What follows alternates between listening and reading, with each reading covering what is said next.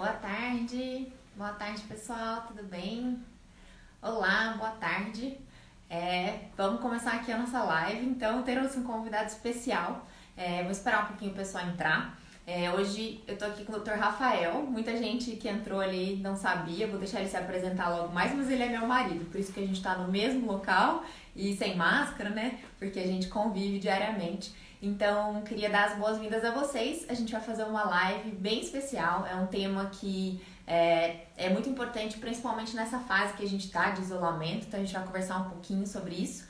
E o tema da live de hoje é Baby Blues e depressão pós-parto. Vamos falar um pouquinho sobre as diferenças, sobre como diagnosticar. Mas antes de tudo, eu queria me apresentar para quem não me conhece, para quem está no Instagram do Dr. Rafael.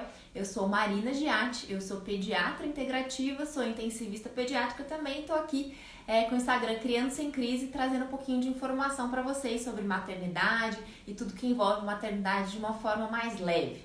E a gente está num mês que a gente chamou de Mês da Maternidade Sem Crise, em que a gente fez uma série de lives para ajudar vocês a levarem essa fase de forma mais tranquila. Então eu queria dar as boas-vindas ao Dr. Rafael, pedir que ele se apresente para a gente começar então a conversar sobre esse assunto. Boa tarde, esposa Marina. Boa tarde, pessoal do Instagram.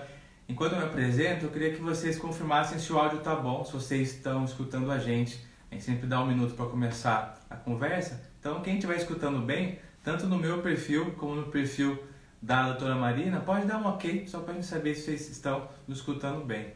Já deram um ok ali então, para estão escutando bem. Bom, além de esposo da Marina, eu sou médico psiquiatra, eu fui calouro da Marina na faculdade, nos conhecemos lá, começamos a namorar no segundo ano da faculdade. Eu fiz minha formação como médico, depois como psiquiatra na Unicamp, depois fiz minha especialização em psicoterapia breve de base psicanalítica.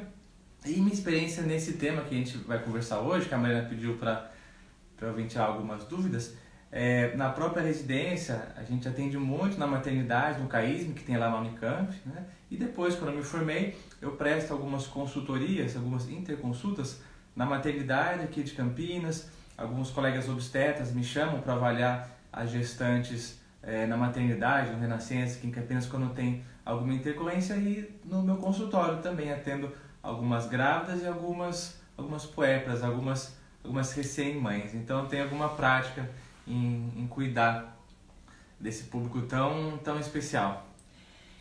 Tudo bem, então, muito obrigada pela apresentação. Então agora a gente vai começar falando então sobre esse tema. A primeira coisa que eu queria trazer para vocês é que existe um mito de que a gestação é uma fase maravilhosa, e a gente vai tentar desmistificar isso, não no sentido de que não é maravilhosa, mas que a gestação em si poderia ser, por exemplo, um fator protetor, porque a mãe está meio imune de alterações psicológicas, doenças psiquiátricas, e a gente sabe que infelizmente isso não é verdade. A gente tem uma prevalência alta de depressão pós-parto, a gente tem algumas até alterações psiquiátricas, doenças psiquiátricas que podem ser desencadeadas durante a gestação por conta de alterações hormonais, e o corpo da mulher acaba passando por muitas transformações nessa fase.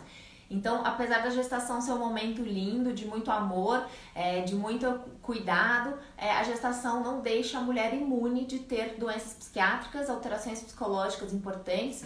Então, a gente gostaria de falar um pouquinho, se quiser conversar um pouquinho sobre isso, vamos começar o nosso bate-papo aí. Eu queria saber só com quem a gente está conversando. Então, se você é grávida, se você está grávida, escreve grávida para a gente ter uma ideia. E se você é recém-mãe, né, acabou de ter um filho, escreve um recém-mãe para a gente ter uma ideia com quem que a gente está falando. E se você é um profissional da saúde, eu sei que temos alguns colegas obstetras que estão acompanhando a gente hoje. Pediatras também. Digita médico, para a gente ter uma ideia. E a gente tem algumas perguntas para responder, mas se vocês tiverem alguma dúvida, vocês podem ir colocando aqui no Instagram, que a gente vai tentar responder ao longo da aula. Quando a gente fala em gravidez, né, a gente não fala com conhecimento de causa, não temos filhos ainda né, tá nos planos, esperar passar a quarentena, né? Mas cuidamos de muitas pessoas, de muitas mulheres, muitos pais, muitas mulheres grávidas, né? Mas quando a gente fala em gravidez, é um período de muita mudança, né? De muita mudança, e pode surgir um sofrimento psíquico, tanto uma coisa nova, alguém que nunca teve nenhum quadro psiquiátrico e de repente surge, fica mais ansiosa, fica deprimida, abre um quadro psicótico, como pode ressurgir um problema que já existia previamente e estava ali bem controlado. Isso que você falou é verdade. Existe um mito que fala que a gravidez protege a mulher de ter quadros psiquiátricos. E isso é uma inverdade, né? O que acontece de fato é que se tem um momento da vida da mulher que ela tem uma chance maior de apresentar algum transtorno psiquiátrico, alguma doença da esfera da saúde mental, esse momento é na gestação. Apesar de ser um momento, eu imagino, né, mais especial na vida de qualquer mulher, é um momento que tem muita vulnerabilidade. A gente vai falar um pouco o porquê disso, né? Então, muda tudo, muda a função da mulher na família, vai mudar a função no trabalho, via de regra vai ter que abrir mão de alguma coisa que conquistou, né? Então, as conquistas todas, como médica pediatra, quando a gente tiver filho, vamos ter que reconversar algumas coisas. Mudam os hormônios todos, mudam todas as vias cerebrais ali, dopaminérgica, serotoninérgica, então muda muito. Eu tinha um professor na faculdade, na residência, o professor Mário, ele é psicanalista. Ele falou assim: Rafael, a gravidez e o puerpério para a mulher é como se fosse um teste cardíaco para quem tem problema no coração. Como é que é isso? Então, se a gente quer ver até onde o coração de uma pessoa aguenta, o que a gente pede? Um teste de esforço. A gente pede um teste ergométrico. O sujeito vai lá andar em esteira, com o cardiologista do lado, e vai andar até onde ele aguentar. Tá ali no ambiente controlado. Então ele vai correr, tá tudo monitorizado. Quando ele não aguentar mais, aquele é o ponto. E é um jeito seguro de testar. Então o teste de esteira é para ver até onde o coração de um cardiopata aguenta. A gravidez é como se fosse um teste para ver até onde a parte emocional da mulher dá conta, né? Porque é um momento de muitas mudanças sociais, hormonais, fisiológicas, né? Então é um momento sim de muito cuidado, né? E é um sofrimento real que precisa de uma solução, não é simplesmente espera que passa, vai empurrando com a barriga, porque um problema que acaba acontecendo muitas vezes é colocar sempre o bebê como o centro de tudo. Então, uma vez que eu tô grávida, olha mãe, segura a onda aí sozinha, segura a onda sozinha, e quando passar depois você vê, não pode tomar remédio, não pode estressar, agora é o bebê. Como se fosse possível dissociar, né? Como se fosse possível separar o bebê que tem informação no ventre da mãe e da mãe não, sempre tem que tratar o binômio, as duas juntas, mesmo que precise dar remédio, alguma coisa, mas não só olhar para o bebê, mas olhar sempre para os dois. Isso acaba acontecendo muito, as pessoas esquecem da mãe e ficam olhando só para o bebê, né? Inclusive, acho que uma das coisas que o Dr. Rafael sempre fala no Instagram dele é em relação ao tratamento da depressão ou de problemas psiquiátricos durante a gravidez. Então, muitas mães acabam deixando de se tratar ou deixando de tomar remédio, sendo que, na verdade, é indicado que ela ajuste a medicação conforme a segurança dessa medicação durante a gestação. Então, de jeito nenhum, você deve interromper o tratamento durante a gestação. É sempre necessário uma conversa com o psiquiatra, porque, inclusive, essa patologia, essa doença pode se exacerbar durante esse momento. Então, existem medicações seguras que podem ser utilizadas, e não só medicações, como várias outras estratégias para tratar essas doenças. Mas se você quiser falar um pouquinho sobre isso, eu acho legal também trazer essa importância da mãe se cuidar durante a gestação e da gente valorizar isso. Doutor Rafael. Cheio de Rafael. Chamar de Rafael, então. Mas quer ver um exemplo? Um dos motivos pelos quais a maioria das mulheres param a medicação, param o tratamento simplesmente, que a maioria não se programa para engravidar. Então, das mães aqui, respondam para mim, por favor. Quem aqui se programou e teve uma gestação planejada, não desejada? Uma vez que a gravidez vem, a maioria acaba desejando. Mas quem aqui planejou? Né? Eu vou sempre ter um delay, mas eu aposto que a maioria assim, não planejou. Tô grávida, que bom, né? Bola pra frente, vamos cuidar, mas não planeja. E quando não planeja e já tem algum problema psiquiátrico, alguma doença, está fazendo algum tratamento, a primeira coisa que faz, eu tô sem óculos, você olha aí. A primeira coisa que faz é o quê? Eu vou parar o remédio. Por quê? Remédio psiquiátrico é igual a bebê mal formado, é igual a abortamento, é igual a problema, é igual a zema. Então para. E o que muita gente não sabe, e isso não é intuitivo, é que uma doença psiquiátrica não tratada, a gente vai aprofundar um pouco mais na depressão hoje no blues puerperal, é muito pior, né, que praticamente qualquer remédio psicotrópico. Né? Claro, tem alguns que não devem ser usados, mas tem opções. Então, isso é uma coisa que acontece. A mulher não planeja, já toma lá sua sertralina para ansiedade, para depressão, ou seu lítio para o transtorno bipolar. Aí descobre que está grávida e faz o quê? Para o remédio, né? porque não quer fazer mal para o bebê, piora do quadro, aí vira uma lambança, porque um quadro psiquiátrico não tratado atrapalha a própria gravidez, atrapalha o trabalho de parto, por vários motivos que a gente pode falar depois, atrapalha o desenvolvimento da criança, atrapalha o vínculo da mãe, né? Então, se fosse colocar numa balança, o que é pior? Um quadro psiquiátrico não tratado ou tomar um remédio psiquiátrico quando tem indicação, que tem uma chance 0,0000 alguma coisa, quase nada, de causar algum problema, né? Mas falta informação, né? Tem muito preconceito e desinformação, então as mães acabam se precipitando, né? Muito bom. Para quem quiser saber mais sobre o tema, então, para quem tá aqui no meu Instagram, entra lá no Instagram do Rafael, que tem muita informação sobre isso também. Depois, no final, a gente fala sobre isso. Vamos entrar, então, no Baby Blues e depressão pós-parto. Acho que uma das dúvidas que surgiu com mais frequência depois da caixinha que eu abri aqui no Instagram foi a diferença entre o Baby Blues e a depressão pós-parto. Como é que a gente diferencia esses dois quadros? Alguém aqui já teve depressão puerperal ou Baby Blues? Escreve pra gente aqui, só pra gente ter uma ideia também. Então, são duas condições que são muito parecidas, mas são bem diferentes, na verdade. O Baby Blues, na verdade, nem é considerado uma doença, né? O blues do inglês, né, que I got the blues, que é uma expressão para falar quando a pessoa tá triste, tá meio injuriada. Então, só para eu ver aqui, então, a Andréia já teve depressão pós-parto. E que é uma condição assim tão prevalente, né? Mais de 80, quase 50, 80% das mulheres têm esse quadro de blues puerperal. Então, uma coisa que mais da metade das pessoas tem, talvez seja até normal, até previsível, né, do que ser uma doença. O que acontece no blues puerperal?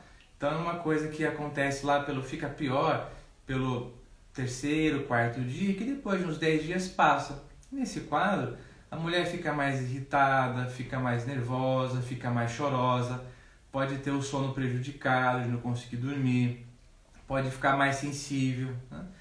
Mas ela consegue continuar se cuidando, então, se alimentando, tomando banho, cuidando do bebê, tendo afeto pelo bebê, né?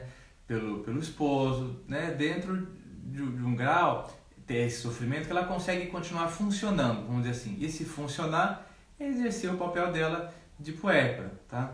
E o blues puerperal, o que ele acaba acontecendo? Existe uma explicação fisiológica, então, nosso corpo muito sabe o que acontece? Na gestação, os hormônios das mulheres, né, acontece que vão lá para cima. Então, a progesterona, que é o hormônio pró-gestação, que é o hormônio que permite que a gestação transcorra, e o estrógeno, eles ficam lá em cima, assim, eles são aumentados mais de 100 vezes o nível normal. E esses hormônios lá em cima, que, entre outras coisas, fazem com que a mulher fique mais sensível, tenha os desejos alimentares, né? Porque esses hormônios, eles não vão atuar só na placenta, na circulação, não. Eles vão mexer direto nas vias cerebrais. Então, o nosso cérebro, para funcionar, precisa de alguns neurotransmissores. Esses dois hormônios que estão lá para cima, eles vão mexer nesses neurotransmissores, na serotonina, na dopamina, no GABA, né, que é o neurotransmissor que relaxa. Então, a mulher está ali com um nível super alto de estímulo desses neurotransmissores. E, de repente, quando o bebê nasce, o que acontece? Ladeira abaixo. E esses hormônios somem. Mas, né, a natureza muito sábia aqui, o que ela faz? A mulher vai começar a produzir dois hormônios. Quais são? Que é a ocitocina e a prolactina. Por que serve a ocitocina e a prolactina? A ocitocina serve para... É o hormônio que a gente chama do hormônio do amor. Ele serve para contração uterina no pós-parto, para evitar, então, sangramento. E em relação à amamentação, ele é o hormônio de ejeção do leite. A prolactina está mais relacionada à produção do leite e também estimulada pela presença do feto, pela presença do recém-nascido, ela aumenta a sua produção. Então, esses dois hormônios contribuem para a amamentação. Então, o que acontece? Esses dois hormônios, eles vão fazer o papel, a prolactina e a ocitocina vão fazer o papel que a progesterona e o estrógeno faziam antes, quando o bebê não tinha nascido, em relação à saúde mental, que é regular a serotonina, regular a dopamina, regular o GABA. Então, vão tender a deixar a mulher mais tranquila. Isso pode demorar uns 2, 3 dias até passar a pojadura, né? Você pode explicar que é a pojadura depois, mas para normalizar a química cerebral em relação à parte mental. Então, por isso que existe o blues puerperal. tem uma queda muito grande de alguns hormônios, enquanto outros começam a ser produzidos. Então, mulheres que amamentam, além de toda a beleza da amamentação, da importância da imunidade, tudo que a Marina já fala, protege a sua saúde mental, porque vai fazer um trabalho que estava sendo feito antes por outros hormônios. Então, é normal e é esperado que você vai ficar grávida tenha uma certa alteração do seu humor. Você não vai ser um robô que vai ficar indiferente a tudo, né?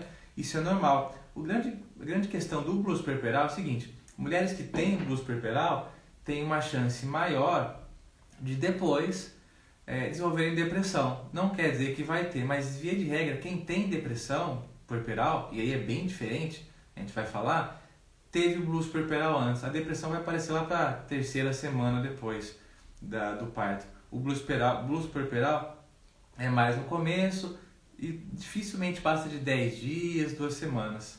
E assim, ele é leve e passageiro. E você não precisa se desesperar, né? Mas precisa reconhecer. Assim, já que é tão comum, assim, tão comum, é uma coisa que tinha que estar nas cartilhas, né? Você não aprende a amamentar, não aprende o que vai acontecer com o cordão umbilical do bebê. Tem que aprender também, olha, que é normal, na primeira semana, ter o humor flutuar, você ficar mais sensível. Por quê? Porque aquilo que você sabe, de antemão, você consegue fazer alguma coisa a respeito. Então, na minha opinião, tinha que estar na cartilha. O que é blues puerperal?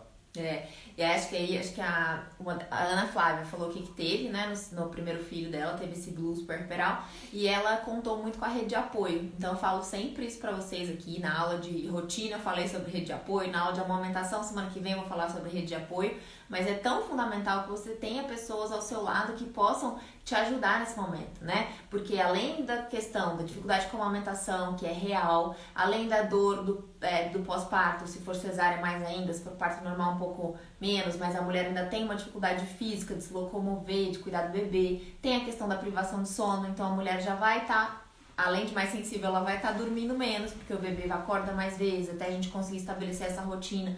Então já tem todos esses fatores que podem contribuir para essa alteração de humor. E ainda vem a questão hormonal do baby blues. Então se a gente tem uma rede de apoio, se a gente tem o parceiro, o companheiro ou quem quer que seja que esteja aí do seu lado, durante o seu período puerperal, sua mãe, sua sogra, as pessoas que estão ali dispostas a te ajudar, se as pessoas estiverem presentes, certamente essas alterações serão mais amenas e mais fáceis de serem passadas aí, mais leve, né? Então é muito importante, fundamental a gente ter uma rede de apoio nesse momento. Você conhece o paradigma de Rossetto? Eu não. Essa questão do suporte social é tão importante que tem paradigma de Rossetto que chama, que é uma história que é o seguinte: lá na década de 60 tinha um médico numa cidade dos Estados Unidos, do interior. Aí ele estava num bar lá tomando cerveja e chegou um médico de um grande centro de Nova York. Eles começaram a conversar. E o médico lá da cidade interior falou assim: olha, aqui nessa cidade, que é super pequena, as pessoas não morrem do coração. O índice de infarto é metade quando comparado em relação aos infartos dos Estados Unidos. Aí o médico da cidade grande parou: mas o que vocês fazem aqui de diferente? Ele pensou logo: vocês devem comer melhor, devem se exercitar mais, devem fazer mais exames, né? E o médico interior foi explicar: na verdade não, na verdade aqui todo mundo cozinha as coisas com gordura de porco, muita gente fuma, o pessoal não faz atividade física. Mas aí o médico lá da cidade grande começou a ficar maluco, falou: mas o que vocês fazem então aqui? O que vocês fazem aqui para vocês não infartarem, né? E aí foi investigar o que aquela cidade, né, Rossetto, tinha de diferente que as pessoas não infartavam.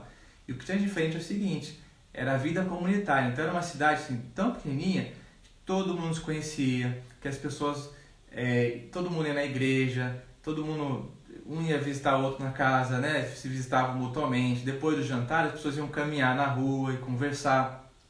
O filho de um nascia, né, todo mundo se colocava à disposição para ajudar. Então tinha uma vida comunitária tão intensa, que de uma certa forma, né, não tem uma explicação fisiológica para isso, mas acabava oferecendo uma qualidade de vida tão grande que até assim, uma mudança de paradigma, que o suporte social ele é tão importante quanto para a saúde cardíaca, no caso esse é o exemplo, né, que muda desfecho cardiovascular. Quer dizer, as pessoas morrem menos nessa cidade porque tem um suporte social. Agora imagina só em relação à saúde da mulher. a diferença que faz. Então não é simplesmente, precisa dar um tapinha nas costas, né? Ter a sogra ajudando, ajuda um pouco. Não, faz muita diferença ter um suporte, né? Tanto para liberar de algumas tarefas mais cansativas, para revezar alguns cuidados. Então, assim, é tão mais eficaz quanto o remédio, né, em algumas situações. Muito bom. E sobre a depressão pós-parto, então, como que a gente diferencia do baby blues? O que tem de diferente? Então, aí como é que se história da depressão, né? Então, depressão diferente do que muitas pessoas falam e pensam, não é simplesmente estar triste, né? E muita gente usa como sinônimo de estar triste. Hoje eu estou deprimido. Depressão é uma doença que tem aspectos psicológicos. Nós somos seres psicológicos, né? O Freud falava que a gente tem um aparelho psíquico. Nós somos seres biológicos, então, dependendo de como estão os nossos neurotransmissores, nossos hormônios, a gente pode manifestar sintomas depressivos. Nós somos seres sociais, então alguém que está muito isolado, né? Quem aqui na pandemia que não ficou mais triste, mais ansioso? Então, nós somos seres complexos que muitas coisas influenciam. Então, na depressão, muito além de estar triste, né? Não só na gestação, mas é um quadro onde a pessoa tem principalmente uma mudança de humor. Então, pode estar ou muito triste, de fato, ou até ter um sentimento de falta de sentimento. Eu vou repetir. A pessoa tem um sentimento de falta de sentimento. Tá como se eu virasse assim, Marina, você ganhou na Mega Sena. Aí deprimido faz assim, fica meio diferente. Marina, tua amiga faleceu. As coisas não têm tanta importância. E além da mudança do humor, tem várias outras alterações. Então tem alterações, por exemplo, no modo de pensar, a gente chama de alterações cognitivas. Então é como se ficasse com um polo enviesado para tudo que é ruim. Então tem um sentimento de culpa muito grande, de menos-valia, que está atrapalhando os outros, que é um fardo, que é um peso, muda o jeito de pensar. É como se a gente, eu uso muito com os pacientes a seguinte imagem. Imagina você colocar uma lente, um óculos cuja lente é cinza. Aí tudo que você enxergar vai ser cinza. Eu vou olhar esses quadros aqui, eles são brancos, mas vai parecer cinza, porque tudo que vê é cinza. Então tem essa alteração da forma de pensar.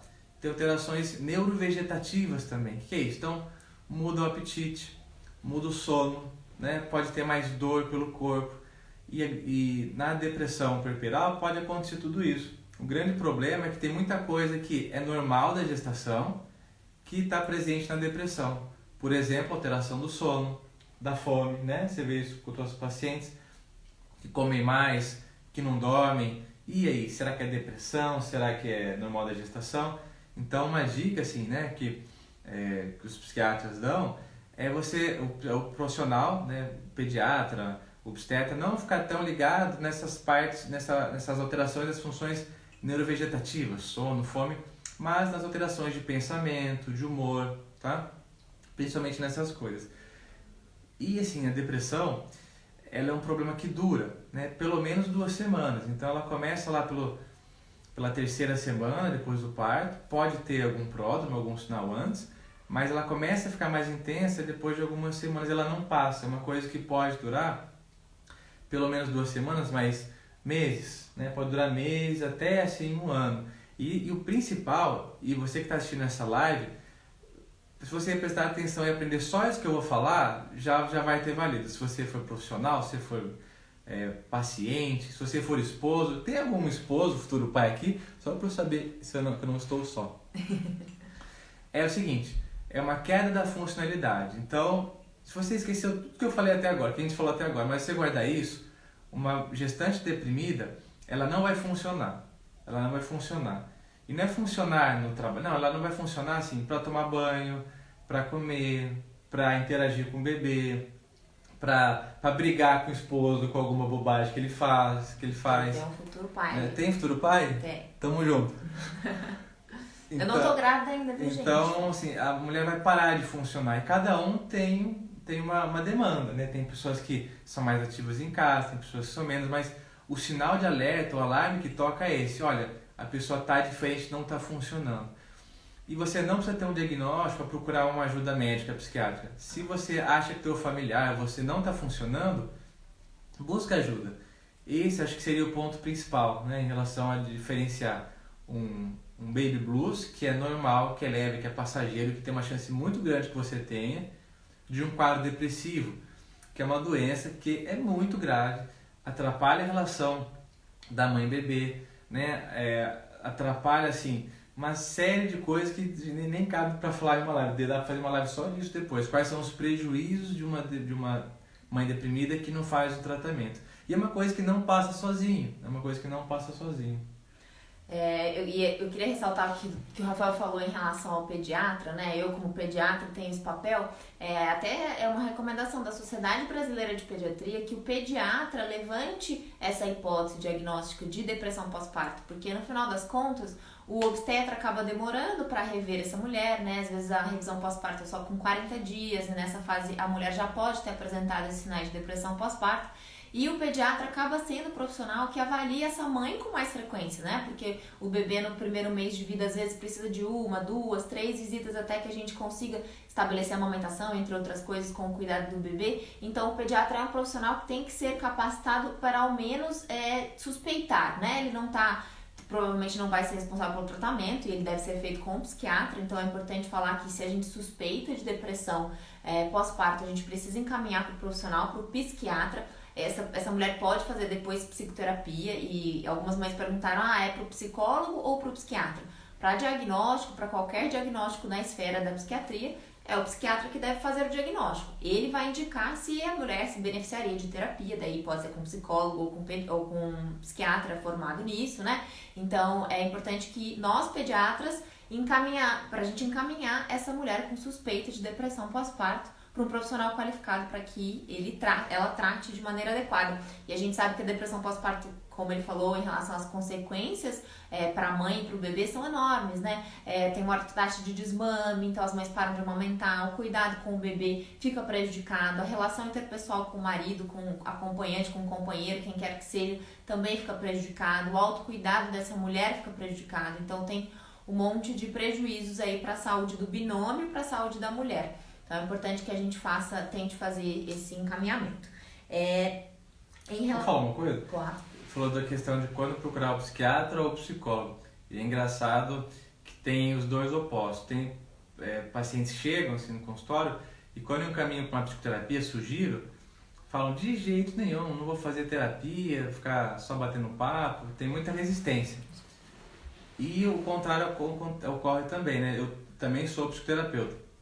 Então, tem colegas, né, que trabalham em conjunto e elas falam, olha, que eu até queria te encaminhar, Rafael, mas a paciente está muito resistente, porque acha que ir ao psiquiatra é igual a tomar remédio, né?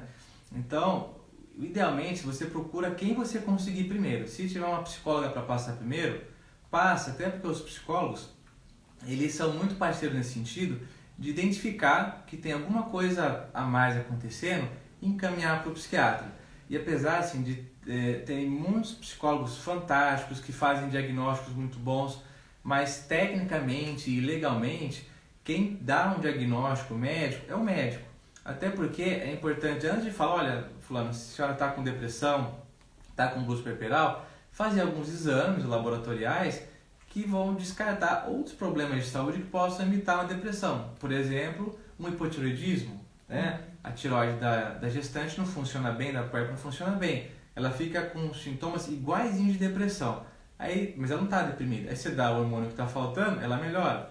Um quadro de anemia, então quem faz esse papel de investigar outras doenças e tratar e descartar é o médico psiquiatra. Então, assim, é uma parceria. Mas muitas vezes não tem necessidade de medicar, não tem um diagnóstico de depressão em si, mas tem algum sofrimento, tem algumas questões que estão mal resolvidas. Então, a gente estava até conversando antes, né? A questão da como é para a mulher esse novo papel. Eu era esposa, era pediatra, virei mãe. Isso mexe muito com a cabeça da mulher. Porque quando você vira mãe, você vai visitar alguns espaços da tua vida de quando você era criança, né? Você vai visitar os espaços, alguns espaços de como tua mãe te tratou e você invariavelmente vai se comparar a ela, conscientemente ou não. Então, se sua mãe for uma ótima mãe, né? Será que eu vou conseguir chegar à altura dela e cuidar dos meus filhos como eu fui cuidado? Ou ao contrário, se eu tive uma mãe que foi negligente, que, sei lá, teve algum tipo de violência, né? A raiva que você tinha dela vai ressurgir. Então, a maternidade é um espaço que você vai acabar mexendo na sujeira que está debaixo do tapete. Isso pode mobilizar muita coisa e te incomodar, né? E te deixar mais emocionada, não bastasse os hormônios todos. E que não necessariamente é uma doença, é um quadro depressivo, mas com toda certeza, né, eu sou suspeito para falar, uma gestante, uma puérpera se beneficiaria muito de um processo de psicoterapia, mesmo que breve, né, para trabalhar esses elementos que vão surgir, quer você queira, quer não, quer teus pais tenham sido perfeitos, quer teus pais tenham te violentado, né? Coisas vão surgir. E essas coisas que vão surgir, é difícil trabalhar 100% sozinho, né? Isso é verdade. Vamos responder umas perguntinhas. Aí mandaram-se mulheres que têm outros transtornos psiquiátricos que não a depressão têm mais chance de ter depressão no pós-parto. Em psiquiatria, de maneira geral, é assim. Qualquer pessoa que tenha qualquer transtorno psiquiátrico tem uma chance maior de ter um segundo quadro. Então, eu tenho depressão, eu tenho uma chance maior de ter um quadro de pânico. Eu tenho pânico. Metade das pessoas que têm pânico vão ter um episódio depressivo ao longo da vida, né? Então a resposta é sim. Se você já teve qualquer quadro psiquiátrico, quando você engravidar, você tem uma chance maior de ter um quadro depressivo. Então, até vou puxar um gancho. Então, quais são os fatores que oferecem um risco maior de você ter um quadro depressivo e quais protegem? Você sabe algum? Fator de risco para a depressão. Para ter depressão no parto e no pós-parto. Ter tido depressão antes. Ter tido depressão antes, então você já teve uma vez. Não amamentar? Não aumentar, e no puerpério, né? Então, se você não teve uma gestação desejada, se você teve problemas obstétricos, então aquela gestação que é super conturbada, aí sangra, vai para pronto-socorro, aumenta a pressão, tem diabetes, doenças da gestação aumentam o risco de depressão. Um parceiro não colaborativo, né? Então, por exemplo, Marina vai fazer o curso. Quando vai abrir? Dia 7/7. Dia 7/7. 100 primeiros dias. Então, pais que não estão nem aí, não ajudam. E eu não estou falando em ser abusivo, em bater, não. Eu estou falando pais que são ausentes, que não conversam, não participam. Aumenta o risco de depressão também. Então, essa live vai ficar gravada, né? Vai. Então, puxa a orelha do pai e põe ele para assistir essa live depois também. Faz diferença. Protege de você não ter um quadro de depressão se você tem um parceiro que está em conjunto com você. Uso de substâncias, então, álcool, maconha, cocaína, de maneira geral. Então, várias grávidas perguntam para mim: Rafael, tem problema eu ficar ansiosa na gestação? Tem problema eu tomar um prazolam? Tem problema? Olha, eu falo assim, tudo influencia o bebê. Tudo, até se você tomar água demais, se você ficar feliz demais. Então, coisas boas e coisas ruins, né? Tem estudos que mostram que mães que escutam mais música clássica e MPB, os bebês são mais tranquilos, né? Então, tudo influencia pro bem e pro mal. Agora, tem coisas que influenciam muito. Então, se você tomar álcool, né, qualquer dose que seja, vai estragar teu filho, né? Vai estragar, ele vai perder uns pontos no QI, né? Isso é fato. Agora, se você tiver momentos de ansiedade, não quer dizer que teu filho vai ser ansioso também, né? O ideal é que não fique, tá? Mas o ponto é, tudo influencia, né? Em relação aos fatores de risco, a gente comentou alguns só, mas só para ter uma ideia geral. Tem um monte de perguntas. Tem algumas perguntas que eu vou ler aqui. Em relação à pandemia, você acha que isso pode ter aumentado a chance de ter baby blues? Com certeza absoluta. Talvez ainda não agora na quarentena, que acho que a gente está no momento ainda, apesar de alguns meses de quarentena, meio que de adrenalina, né? Então, sabe aqueles filmes de guerra? Quando o cara tá no meio da guerra, da batalha, tá? Aí ele leva um tiro, vi do Forrest Gump esse dia, ele tava na guerra lá, aí levou um tiro, um inseto me picou. Ele nem percebeu que era um tiro.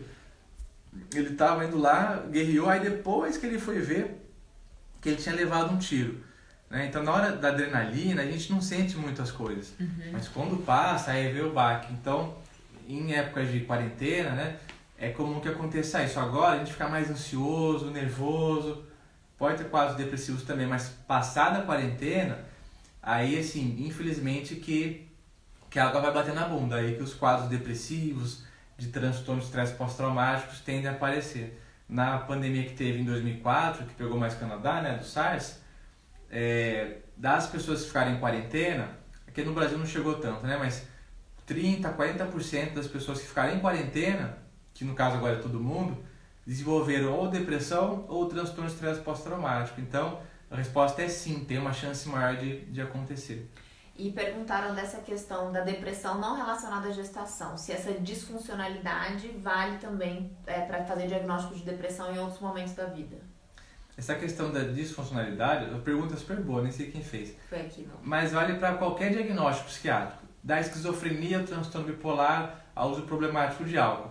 Se você mudou o seu jeito de funcionar, então, o que é funcional para o adulto? É como ele se relaciona com os amigos, como ele se diverte, como ele desempenha a função laboral dele, as coisas no trabalho.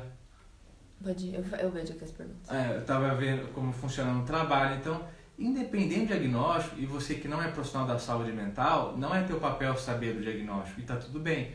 Mas é teu papel identificar alguns sinais de alerta. Então, a resposta é sim, vale para uma depressão tanto fora da gestação, como vale para qualquer outro transtorno psiquiátrico, que sempre vai começar assim, a pessoa não está funcionando bem. Inclusive, um dos critérios diagnósticos para o psiquiatra falar, olha, você tem uma doença psiquiátrica, para qualquer coisa, tem que ter esse elemento comum, esse denominador comum, que é você não está funcionando como você funcionava antes. Isso está te trazendo sofrimento.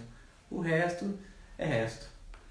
Perguntaram aqui, aliás, alguns comentários das mães. Eu falei em relação à chance maior de quando a mãe tem depressão pós-parto dela desmamar. E uma mãe comentou aqui que, na verdade, com ela aconteceu o contrário. Que ela ficava dando de mamar o tempo inteiro com medo do bebê desmamar, né? Com algum sentimento de que ela não estava fazendo o melhor pro filho dela, ou estava com um sentimento talvez de culpa, ou de medo da criança desmamar, ou tirar esse cuidado da mãe. Isso também pode ser um sintoma?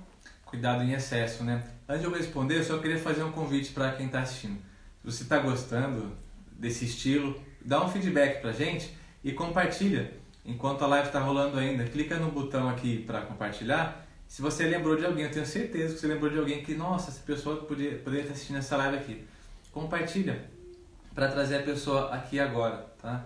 Então, isso que você está falando, num cuidado em excesso, né? Pelo que eu entendi. É uma coisa que é muito comum também, e é normal. Algumas gestantes têm alguns pensamentos intrusivos, né? Pensamentos que entram contra a força de vontade, de excesso de higiene com o bebê, de limpeza, de cuidado, ficam muito em cima. Uma coisa que as gestantes que eu atendo falam muito é da sensação que o bebê não está respirando. Então, doutor, eu vou lá de noite, eu vejo se ele está respirando, se ele parou de respirar, né? Não chega a ser um TOC, que é um transtorno obsessivo compulsivo, mas é normal, principalmente mãe de primeira viagem, ter essa hipervigilância, esse cuidado a mais, que não necessariamente é uma doença, mas se estiver incomodando, de novo, vale a pena trabalhar no processo de psicoterapia, né? Porque será que está tendo essa hipervigilância, esse cuidado todo que pode ser até prejudicial ao bebê, né? De ficar dando muitos banhos, de ficar limpando toda hora, e da mãe que não deixa o bebê nem respirar. Claro, tem que ficar de olho, né? Mas é uma coisa que pode acontecer, não necessariamente é uma doença. Inclusive, eu vou até pegar mais pesado agora, pensamentos de infanticídio, né? De infanticídio. Então, às vezes, passa pela cabeça da mãe imaginar assim, o bebê morto, momentos que está muito nervosa, muito irritada, de jogar o bebê na parede. Não quer dizer que vai fazer, né? Nós temos um freio de mão no nosso cérebro, que pensar não é igual a agir. Então, às vezes pode passar esse pensamento, não quer dizer que você é louca, não quer dizer que você é uma mãe ruim, não quer dizer que você vai fazer. Mas lembrando que os seus hormônios estão assim, estão numa montanha russa.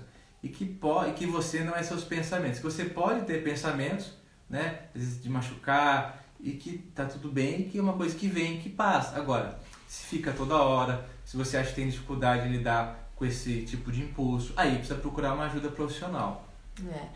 A Nara falou aqui, e ela tinha falado um pouquinho antes também, em relação a esse excesso de cuidado, o medo excessivo. Então, o medo excessivo de deixar a criança dentro do carro, ela acabou de mencionar aqui, esquecer a criança dentro do carro, ou achar que você não está cuidando de forma adequada do seu filho, ou de ficar olhando ele respirar todas as vezes, enfim. O que eu acho que pode ajudar bastante, além de todas essas questões que a gente falou aqui da prevenção de depressão pós-parto, enfim, é você se informar, né? É você buscar informação de qualidade para saber exatamente o que você deve valorizar ou não. Então, no caso do bebê não estar respirando, teve uma mãe também que colocou na caixinha de perguntas do Criança em Crise, falando assim, eu não consigo dormir, porque eu fico o tempo inteiro olhando pro meu bebê, eu fico o tempo inteiro vendo se ele tá bem. E eu não consigo descansar, né? Tô exausta. Isso acontece. Mas se a gente busca informação de qualidade, então se a gente sabe que é esperado nessa fase, então se a gente sabe como identificar que o bebê tá cansado, como identificar que tem alguma coisa de errado, como prevenir síndrome da morte súbita do lactente, que é em relação ao sono, né? A gente certamente fica mais segura. Claro que não elimina o risco da gente sentir essa necessidade de cuidado excessivo ou de ficar em cima da criança o tempo inteiro, mas certamente informação de qualidade vai te ajudar, vai te deixar mais segura e mais tranquilo, e é justamente dos motivos que a gente está aqui fazendo essa live e todas essas outras lives que a gente está fazendo em relação à maternidade. Então, acho que é importante a gente ter isso como base, né? Uma mãe perguntou aqui também em relação a se pode ter depressão durante a gestação, pelo medo de ser mãe. Normalmente, vamos lá, é mais comum em relação a esse contexto da gestação ter um quadro de depressão depois do parto, no puerpério, do que durante a gestação. Mas pode ter também. Tem estudo que fala assim que é mais no primeiro trimestre, que é justamente quando a mãe nem sabe que está grávida. Alguns falam mais no segundo, mais no terceiro, é menos frequente, mas pode. E não é simplesmente ter depressão por ter medo. A depressão, como a gente estava conversando, ela vai muito além de uma tristeza. É muito além. Medo não causa depressão, né? Tem múltiplas coisas que causam depressão. Até o Vitor Sorrentino, que é um professor online nosso, ele deu uma aula de depressão, acho que foi anteontem, e ele fala assim, como a depressão é uma coisa muito complexa e multifatorial. Então nunca é uma coisa. Então, por exemplo, vitamina B12 baixa pode provocar sintomas de depressão. Vitamina D de dado baixa pode provocar sintomas de depressão. Um medo muito intenso, né? A pessoa que está muito ansiosa, com muito medo, vai aumentar muito os níveis de cortisol e de adrenalina, que podem causar uma disfunção cerebral que pode predispor à depressão. Mas são múltiplos fatores, não tem nunca assim, é sempre uma coisa. É meio aquela história do avião. Então, para o avião cair, tem que ter muita coisa errada.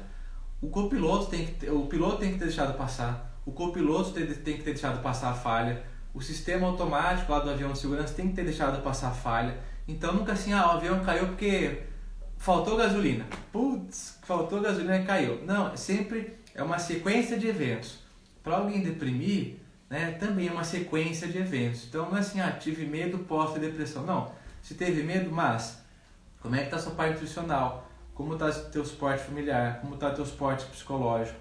Como está teu sono, né? Então, é um apanhado de coisa. Como está a tua atividade física, exatamente. Então, se a gente tem hábitos de vida saudável, isso vale para a gestação. Acho que eu já falei muito para vocês aqui em relação à importância dos primeiros 1000 dias, aquele conceito de que tudo que você faz durante a sua gestação e os primeiros 2 anos da criança, tanto para você quanto para a criança, influenciam diretamente na saúde do bebê e da mãe. Então isso vale também para a prevenção de depressão. Então ter uma alimentação saudável, não comer muito industrializado, farinha branca. A gente sabe que esses alimentos são até mais prováveis de você desenvolver algum quadro psicológico, de tristeza, enfim, porque eles são alimentos altamente inflamatórios. A prática de atividade física é essencial para a gente regular o nosso cortisol, regular os nossos hormônios, para que a gente durma melhor também. Então o sono é um grande aliado aí de prevenir depressão também. Então todas aquelas coisas em relação aos hábitos de vida que a gente tem nos primeiros 1000 dias, durante a gestação principalmente, vão influenciar aí diretamente no puerpério. E em relação, acho que faltou os fatores de proteção. Você falou um pouquinho dos fatores de risco durante a gestação, mas faltou falar do puerpério, depois que a criança nasce. O que a gente pode fazer para prevenir, então, a depressão pós-parto?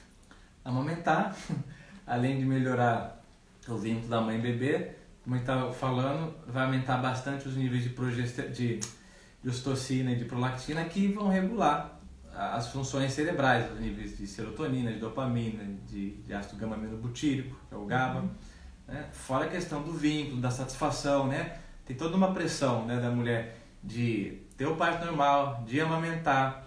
Inclusive é uma pressão assim, muitas vezes descomunal, né? Assim, de tem que ser tudo perfeito, que ela tem que ficar super feliz, tem que ser a fase mais feliz da vida e não pode falar nada que tá ruim. Então, de maneira geral, assim, se alimentar bem, dormir bem, ter um suporte do esposo, diagnosticar algum problema, porque tem muita coisa que é suficiente um suporte de amigo, né? E como a gente falou, faz muita diferença ter uma família, ter uma comunidade que ajuda.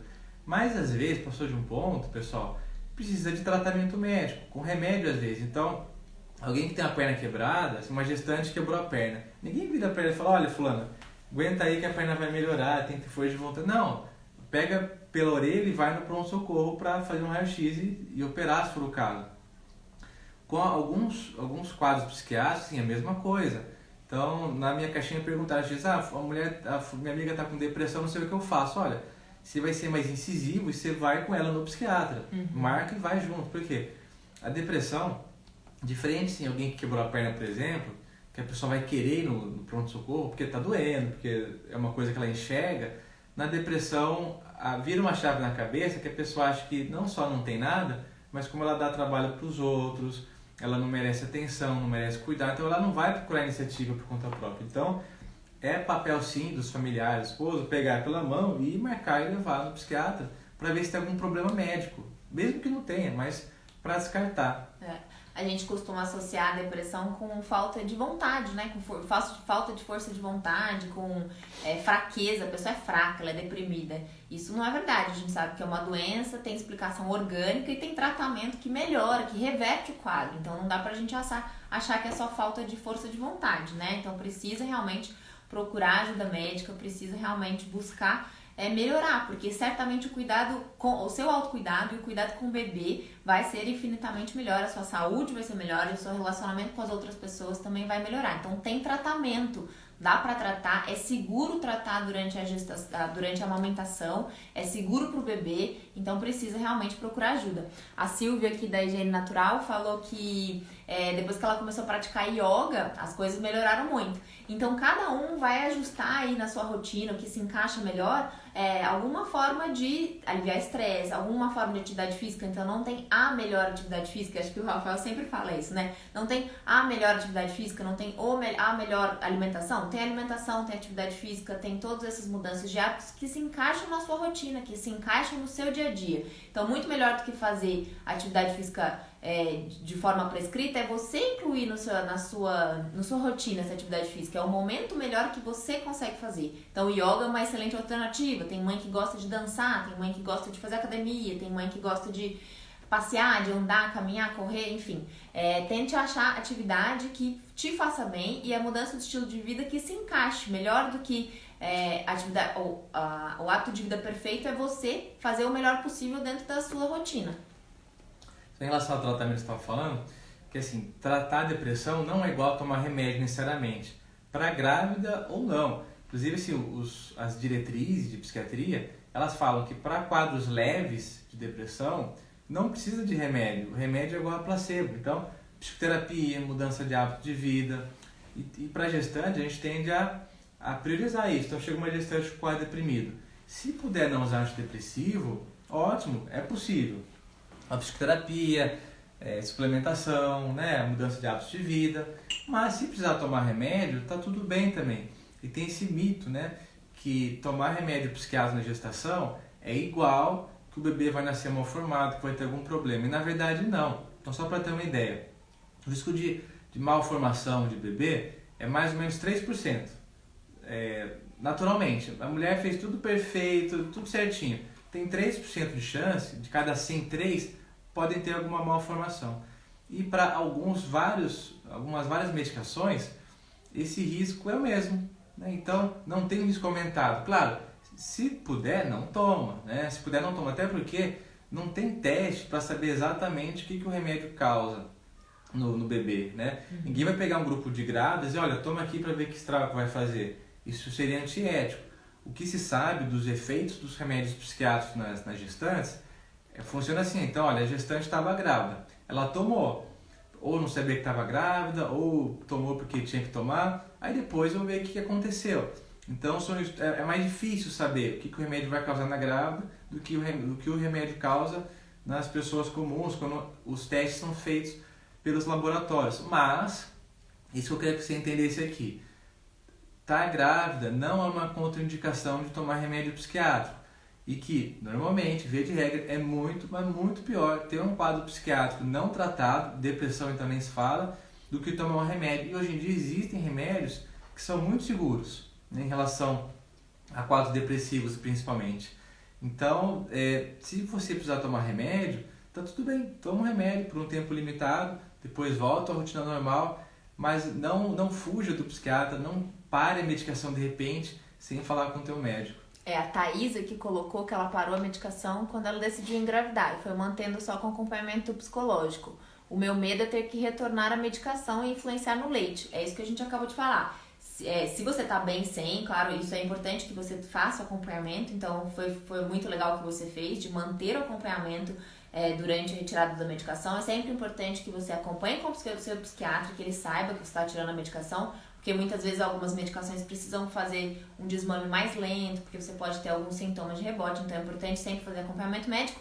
Mas se a sua depressão, seus sintomas de depressão estão controlados só com a psicoterapia, com outras medidas todas, e você tá bem sem o remédio, que bom. Mas se você precisar eventualmente voltar a usar, é sempre importante saber que pode ser usado de forma segura, desde que com acompanhamento adequado. Você fala só psicoterapia, parece, que é uma ferramenta menor, né? É verdade. Mas é uma baita ferramenta. Existem vários tipos de psicoterapia, né? Tem a comportamental, tem a psicanalítica, tem a individual, tem grupo, tem interpessoal. E não tem assim a melhor, tem a que você se dá melhor. E essa questão de voltar a usar o remédio, claro que tem o desconforto, a preocupação por conta assim, do feto, por conta do estigma, mas tem muita falta de informação. Eu não vejo esse discurso, por exemplo, de alguém que tem um hipotiroidismo subclínico, então a tireoide está ali mais ou menos, né? Não está precisando tomar a levotiroxina ainda, mas talvez precise. Eu nunca vi nenhuma grávida e falei assim, doutor, eu estou preocupada porque talvez eu precise tomar o hormônio, né? Não, olha, a gente acompanha, se precisar, você toma, né? Vamos cuidar bem da tireoide de outras maneiras, não é só do hormônio, né? Mas ninguém tem esse pensamento, e infelizmente tem, né? Com relação ao remédio psiquiátrico. Não, olha, vamos fazer tudo para não tomar, mas se precisar, é porque realmente você vai se beneficiar. Vai ser muito melhor você usar uma medicação e ficar bem para poder passar o parto bem, para poder amamentar, né? E algumas medicações são compatíveis com o aleitamento materno. Todas passam, todo remédio psiquiátrico passa pro bebê. Mas sempre colocar na balança o custo-benefício e se passar, aí vai para o papel do pediatra saber, né, que remédio que a mãe está tomando, o que pode acontecer com o bebê, o que precisa ficar atento, como é que resolve, né, problemas, desconfortos relacionados ao uso do antidepressivo. Certo. Me mandaram uma pergunta aqui em relação à sulpirida, se pode ter, se você tem informação que ela está usando para aumentar a produção de leite, se pode interferir em baby blues ou depressão pós-parto. Não é uma boa. Não é uma boa, não.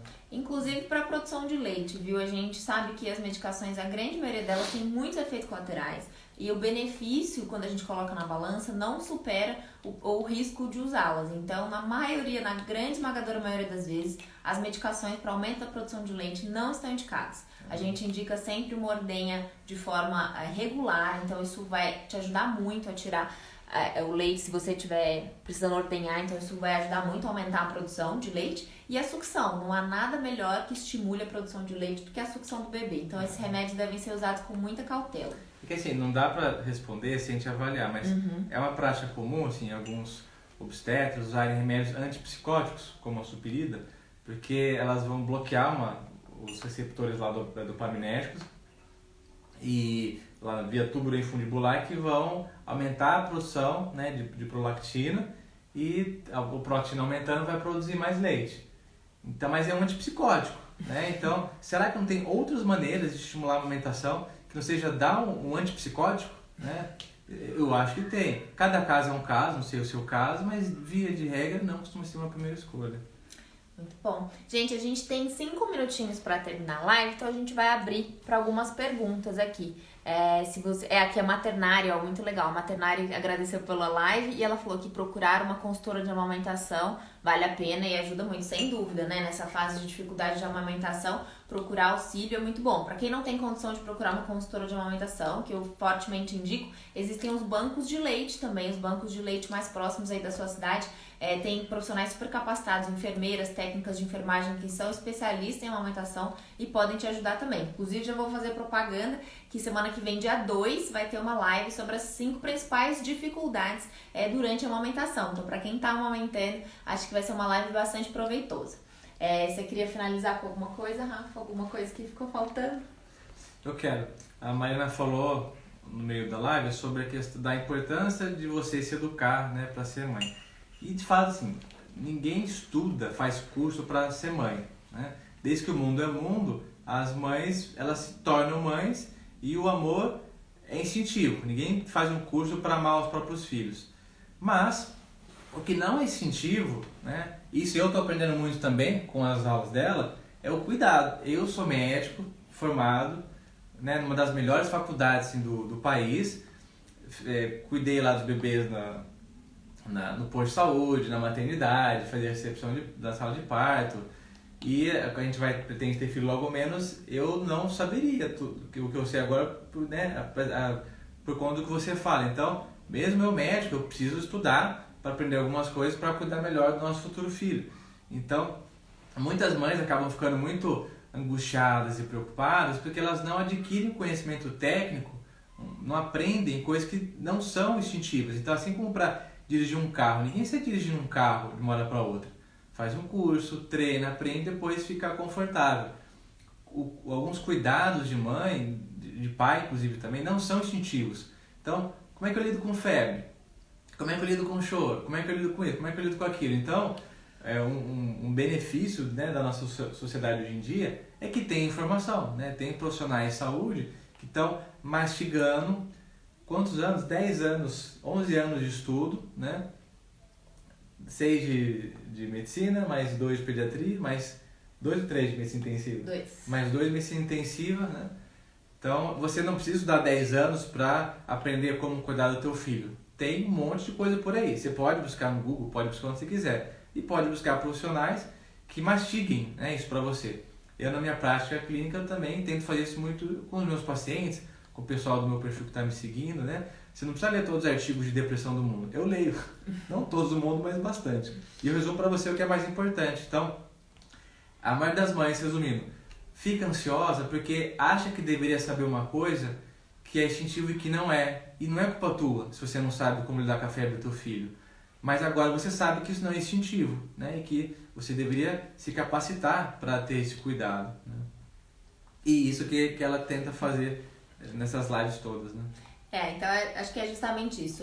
Até pra mim, tudo que eu tô ensinando pra vocês não é uma coisa que a gente aprende 100% na faculdade, né? Muita coisa eu tive que buscar fora, e agora com a experiência do consultório também isso me agregou muito. Então, eu e as outras meninas do Criança em Crise, a gente tem estudado muito para produzir realmente conteúdo que vai fazer diferença. Então aqui a Daiane é seguidora raiz, ela faz um tempão que acompanha aqui a gente, tá falando que ela já estudava, mas depois que começou a acompanhar a Criança em Crise, melhorou muito a qualidade de informação que ela tem acesso e aumentou muito o conhecimento dela em relação à maternidade. Então, esse mês da Maternidade Sem Crise foi justamente com o intuito de ajudar você que está gestante esperando um filho ou que tem um filho pequenininho, que está com dificuldade na amamentação, nos primeiros cuidados do bebê, está com dúvida em relação ao desenvolvimento, está com dúvida em relação à vacina, aos cuidados que o pediatra deve ter nesses primeiros meses. Então foi para isso que a gente criou esse curso que chama Os Primeiros 100 Dias. A gente vai lançar, a abertura das inscrições vão ser no dia 7/7. E a gente vai fazer uma live nesse dia sobre justamente o nascimento do bebê, sobre o que esperar desses primeiros meses. Então, tem que fazer inscrição para essa live, porque ela vai ser lá no YouTube, tá no link da nossa bio. Então, corre lá no link da bio para fazer a inscrição, é gratuito. Então, para vocês assistirem esse webinário, que vai estar muito legal, eu vou dar, além de dicas sobre maternidade, eu vou falar dos principais cuidados do bebê. Então faça a sua inscrição e dia 7/7, para quem estiver presente, vai ter uma surpresa. Para quem estiver lá, vai ter um super desconto na inscrição do curso. Então, se eu fosse você, não perderia. Queria agradecer, a gente tem 30 segundos, queria agradecer a presença de todos. Muito obrigada por vocês ficarem aqui num domingão à tarde, aprendendo um pouquinho mais sobre Baby Blues, depressão pós-parto. Se ficou alguma dúvida, podem mandar na caixinha e vou deixar o Rafael terminar. E se você gostou dessa conversa, dessa live, ajuda a gente a divulgar esse conteúdo. Tira um print dessa tela e compartilha nos stories de vocês e marca a gente. E conta uma coisa que você aprendeu aqui que valeu a pena, que foi, nossa, isso daqui eu não sabia, valeu a pena, foi importante. Então, tira um print, compartilha e obrigado pela presença. Beijão a todos. Tchau, tchau, até a próxima.